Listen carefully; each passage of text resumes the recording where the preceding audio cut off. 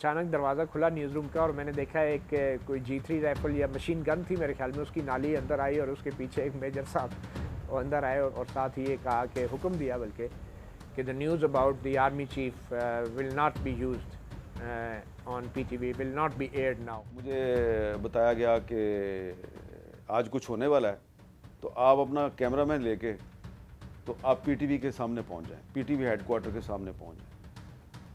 तो मैंने कहा क्या होने वाला है, तो मुझे वो जो साहब थे उन्होंने कहा अगर आपको मैं कह रहा हूँ कि कैमरामैन लेके तो PTV हेडक्वार्टर के सामने पहुंचा तो क्या होता है। मैंने कहा तो इसका मतलब है कि मार्शल लॉ लगने वाला है।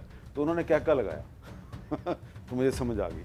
वाक़या हो चुका था जनरल जहांगीर करामत को रिमूव करने का, और उसके बाद ये इतलात भी हमारे पास मौजूद थी कि फ़ौज के अंदर जो है वो अपने आर्मी चीफ़ के साथ इस सलूक के बारे में अच्छे जज्बात नहीं पाए जाते थे, और ये भी कहा जाता था कि जी मियाँ साहब के मुंह को अब खून लग गया है और ये दोबारा भी कोई इस किस्म की हरकत करेंगे तो उसका कोई रद्द अमल भी होगा, और वो रद्द अमल हुआ भी। 12 अक्टूबर ज़ाहिर है कि पाकिस्तान की जो जमहूरियत है उसके ऊपर शब खून मारने का एक और दिन है जिसको कभी भी अच्छे लफ्ज़ों में याद नहीं किया जा सकता, और एक स्याह दिन के तौर पर आज भी पाकिस्तान के अंदर इस के बारे में बात की जाती है।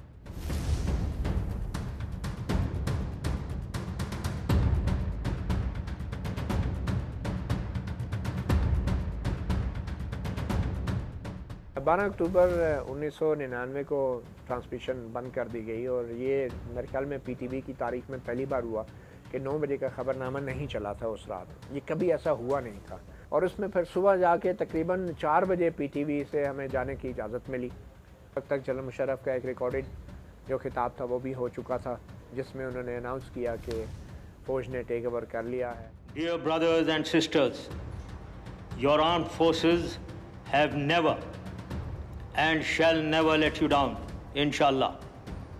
We shall preserve the integrity and sovereignty of our country to the last drop of our blood.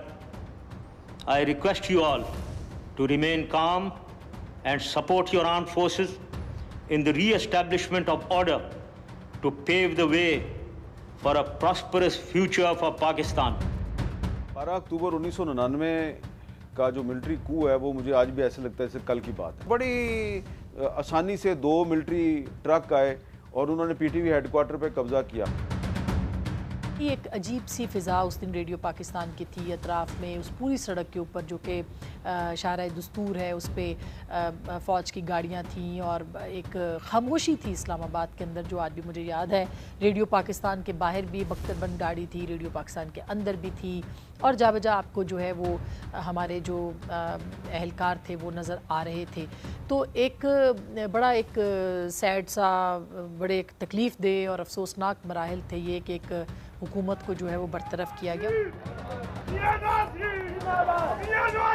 As a journalist तो मैं ये कहूँगा कि ये मेरा पहला एक्सपीरियंस था कि कोई इस किस्म का इकदाम होने जा रहा है मार्शल लॉ। ये एक्शन हुआ है कि नवाज शरीफ साहब जो हैं उन्होंने जनरल परवेज़ मुशर्रफ को चीफ ऑफ आर्मी स्टाफ के ओहदे से हटा दिया है, और जनरल ज़ियाउद्दीन भट्ट जो हैं उनको उनकी जगह पे नया आर्मी चीफ मुकर्रर कर दिया है। मैं ख़ुद जो है वो PTV की तरफ गया, रास्ते में हम जाते हुए देखते गए क्योंकि वही गुज़रगाह थी प्राइम मिनिस्टर हाउस की और प्रेसिडेंसी की भी। तो वहाँ से गुज़रते हुए हमने ये देखा कि जो सेक्रेटेरिएट ब्लॉक वाली साइड है रोड की जो पार्लियामेंट की तरफ है, वो वहाँ पे ट्रुप्स थे, मौजूद थे, गाड़ियाँ भी थीं उनकी, और वो रोड जो है वो ट्रैफिक के लिए नहीं था। दूसरी वाली सामने वाली रोड जो है वो उससे ट्रैफिक जो है वो दोनों तरफ की चल रही थी। जगहों पे मुख्तलिफ कमरों में हमें महदूद किया जा रहा था और कहा जा रहा था कि आप इधर जा सकते हैं, इधर नहीं जा सकते। कंट्रोल रूम की तरफ मेरे ख्याल में बहुत ज़्यादा ही वो, जब ट्रांसमिशन बंद होगी तो वो तो फिर बिल्कुल ही रिस्ट्रिक्ट हो गया एरिया। सिर्फ न्यूज़ रूम के हद तक मूवमेंट की इजाज़त थी, या कहीं जाने के लिए भी हमें जो थी इजाज़त दरकार होती थी। मगर कुछ देर बाद जब वो ISPR के लोग आ गए तो चीज़ें थोड़ी सी रिलैक्स हुई और हम जो है वो कुछ थोड़ा बहुत मूवमेंट कर सकते थे। मतलब एक टसल थी कारगिल के बाद जो कि सिविलियन गवर्नमेंट के साथ थी, और जाहिर है कि पॉलिटिकल गवर्नमेंट जो कि मियां नवाज शरीफ बार बार बाद में भी कह चुके हैं कि उनको मालूम नहीं था कि ये ऑपरेशन जो है वो किया जाना है। जनरल ज़ियाउद्दीन भट्ट से लेके फिर उसके बाद ये कू, और फिर जो श्रीलंका से प्लेन आ रहा था जिस पे कि जनरल परवेज़ मुशर्रफ थे, कहाँ पे उनको इत्तला मिली, और फिर कराची के कंट्रोल टावर जो हैं उस पे किस तरह से उनको लैंड करने के लिए जहाज़ को जो है वो इजाज़त नहीं दी जा रही थी, और वो जहाज़ ऊपर ही जो है वो गर्दिश कर रहा था। इतनी देर में यहाँ पे कमान की तब्दीली होनी थी। उस वक्त मियां नवाज शरीफ ज़ाहिर वज़ीर आज़म थे, एक 2/3 मेजॉरिटी वाले वज़ीर आज़म थे। प्राइम मिनिस्टर हाउस में क्या हो रहा था ये भी काफ़ी दिनों तक जो है वो टॉक ऑफ द टाउन रहा। तकरीर करना चाहते थे, उनको तकरीर से रोका गया। ये वो टसल थी जो वजह बनी जनरल परवेज़ मुशर्रफ के साथ मामलात को ख़राब करने की और होने की, और जो सब कुछ पीछे की कहानी थी वो मंजर-ए-आम पर आ चुकी थी, वो खुल के सामने आ गई थी कि जनरल परवेज़ मुशर्रफ जो हैं वो बाकायदा उन्होंने इक़्तिदार संभाल लिया है, कू कर लिया है और एक जमहूरी हुकूमत को बरतरफ कर दिया। कराची ब्यूरो से हमने कराची की स्टोरी मंगवाई, और इस्लामाबाद में जो हो रहा था वो हमने इस्लामाबाद मैंने भी देखा, मेरे साथ रिपोर्टर भी थे, कैमरामैन भी थे। तो वो सारी जो सूरत हाल थी वो हमने एक बतौर एक आई विटनेस के वो सारी सूरत हाल है वो हमने उसको रिपोर्ट किया था। हम सारी रात जो है वो इस्लामाबाद की सड़कों पे घूमते रहे। हालांकि किसी टीवी के लिए रिपोर्टिंग नहीं करनी थी, टिकट्स नहीं देने थे, लेकिन अपने अखबार के लिए उसके उस दिन के लिए भी और उससे अगले दिन के लिए भी हमने जो चीज़ें चाहिए थी उसके लिए जगह जगह पे मुख्तलिफ स्टेशंस जहाँ पे हमें पता है कि कोई ख़बर निकल सकती थी, हमें रात को वहाँ पे विज़िट करना पड़ा सर्दियों की रात में।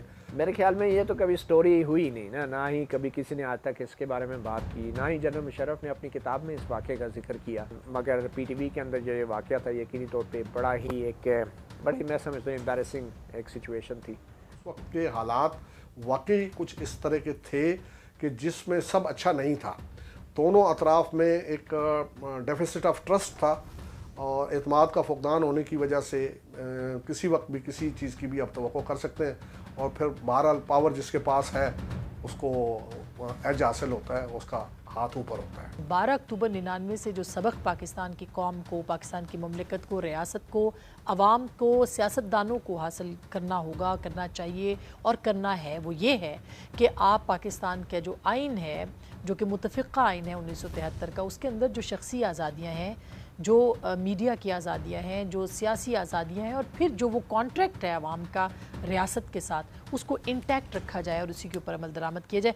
तब कहीं जाके हम 12 अक्टूबर की जो सिचुएशन है या इस तरह के जो आमराना इक़दाम हैं इनके ख़िलाफ़ हम कार्रवाई कर सकेंगे। और जब तक जो आइन तोड़ता है उसको सज़ा नहीं मिलती, ज़ाहिर है कि हम आगे का सफ़र कैसे करेंगे। 1999 के मिलिट्री कू से पहले भी मैं यही बातें सुना करता था, और अब 2020 है और अभी भी मैं ये बातें सुनता हूँ। तो जो लोग कहते हैं ना कि नहीं दुनिया बदल गई है और पाकिस्तान में मार्शल लॉ नहीं लग सकता, तो मैं मजबूरी के हाल में उनको ये कहता हूँ, यार आप सही कहते हैं दुनिया बदल गई है, लेकिन पाकिस्तान नहीं बदला।